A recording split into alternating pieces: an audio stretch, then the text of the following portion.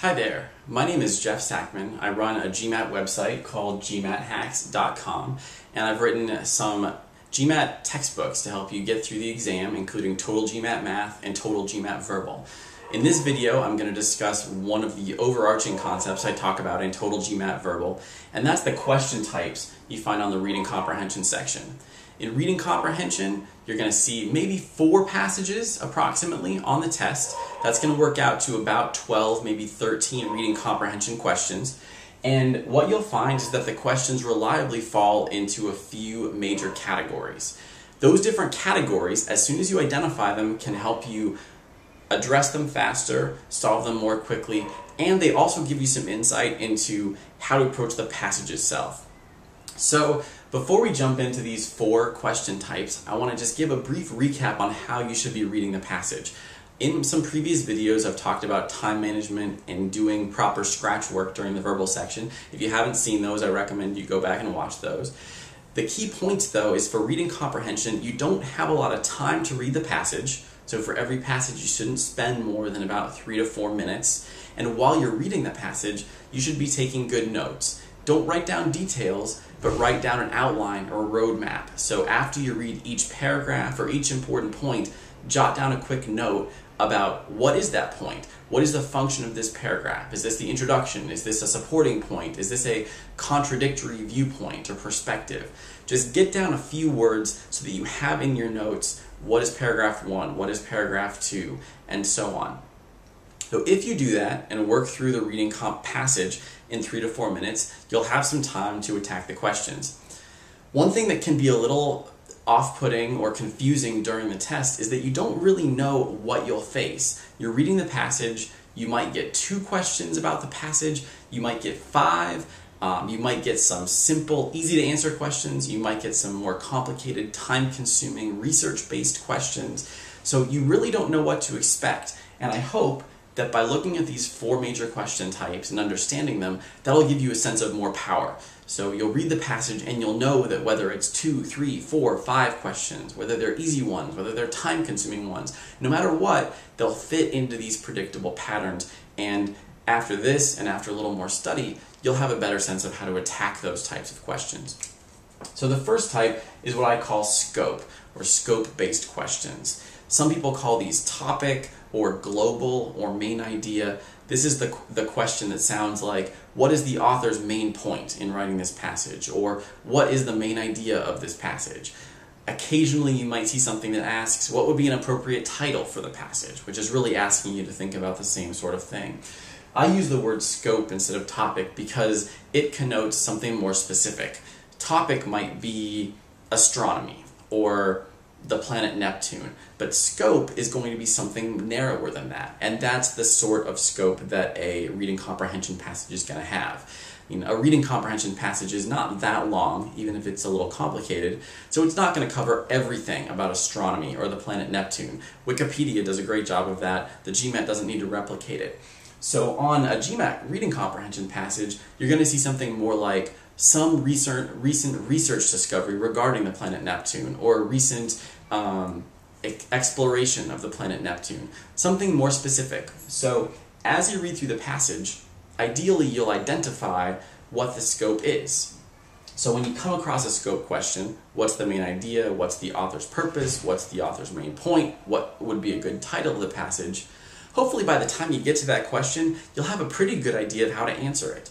So in an ideal world, these scope-based questions, they'll be, I'm going to say, pre-answered. It'll take a little time to read through the question, through the answer choices, maybe distinguish between a couple tricky, similar answer choices, but ultimately, by the time you're finished reading the passage, you should know the answer to that question. That should be 30 seconds tops, saving you time for other types of questions. So the second type of question is what I call detail-based. These are the questions that say something like, the author made which of the following claims about the recent exploration of the planet Neptune? So the author said, or the passage says. It's looking for something very literal. Usually, the answers to detail-based questions are in the passage itself. You don't have to do a lot of thinking. All you need to do is know where it is. The only way these passages get tricky is if there's multiple sections of the passage, say multiple paragraphs that contradict each other. So maybe one paragraph is one man's perspective, the other paragraph is a different person's perspective, and in those two paragraphs they give different details about the same point. So you'll need to pay close attention to what specific detail the question is asking you about, but ultimately the right answer will look a lot like a specific sentence or sentences in the passage. So again, it's not pre-answered like scope questions, but it's really just a matter of finding the relevant part of the passage, identifying it, and matching it to the right answer choice. So we're going to refer to that as matching. And again, just like scope questions, that's going to be pretty quick. Maybe not 20 or 30 seconds, but definitely under a minute. Now, inference questions, that's my third question type. These are the most difficult reading comprehension questions, bar none. They'll use words like inferred, implied, suggested, and they ask you to think beyond what's simply stated in the passage. So they're difficult, they can be very time-consuming, they require that you really understand what's in the passage, what the author's perspective is. Maybe you have to understand the differences between multiple perspectives shared in the passage. These, unfortunately, can be very time-consuming. They can be just as hard as inference, fill-in-the-blank type questions on critical reasoning. And critical reasoning, we allot 2.5, maybe as much as 3 minutes per question. On reading comp, you probably don't have that much time. So if you have the time, understand that as soon as you see that word implied, suggested, it's probably going to be more complicated. You're going to have to sift through some somewhat complex, long answer choices. But also realize that if you're running low on time, this is a good thing to cut. As soon as you see those key words that indicate an inference question, think to yourself, how am I doing time-wise? Where do I stand regarding the clock? If you're thinking that you need to make some guesses, this is a great way to shave off some time.